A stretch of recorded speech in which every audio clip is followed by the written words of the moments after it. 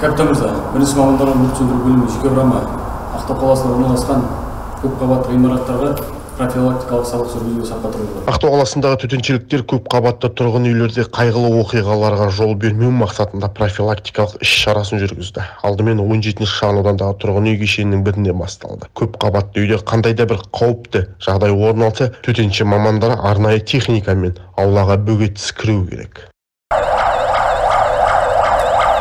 Содан соң оқу жаттығу жұмыстары 16-ші шағын ауданда жалғасты. Бұл мекен жағдайдағы тұрғын үйдің ауласына автосатысы бар арнайы көлік өте алмайды. Өйткені бұған ретсіз қойылған көліктер мен жолдың тарлығы себеп. Осы ретте тұрғын үйге жауаптылар жуық арада бұл мәселенің шешімін табамыз деп сендірді.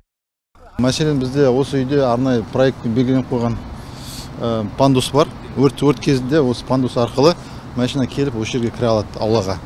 Бірақ үйдің арғы бетінде келесі қасында тұрған үйдің арасындағы арақашықтық өте тар. Бұл жерге тұрғындардың машиналары тұрады. Сол себепте ол жағынан өрт сөндіру машина өте алмауы мүмкін.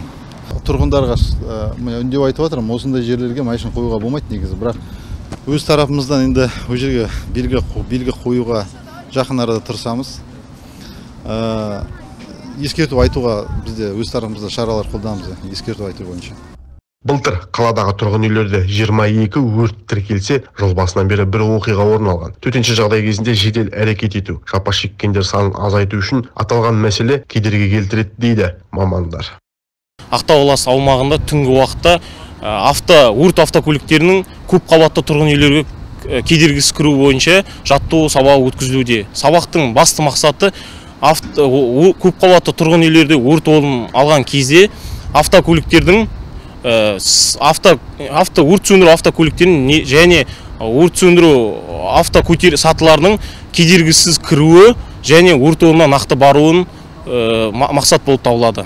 Төтеншеліктер азаматтарды өрт болған жағдайда арнайы автотехникаға жол беруге және жеке көліктерді белгіленбеген орындарда қалдырмауды сұрайды. Жасұлан Мұқан, Сұңғат Көнебай, Ақтау Ньюс.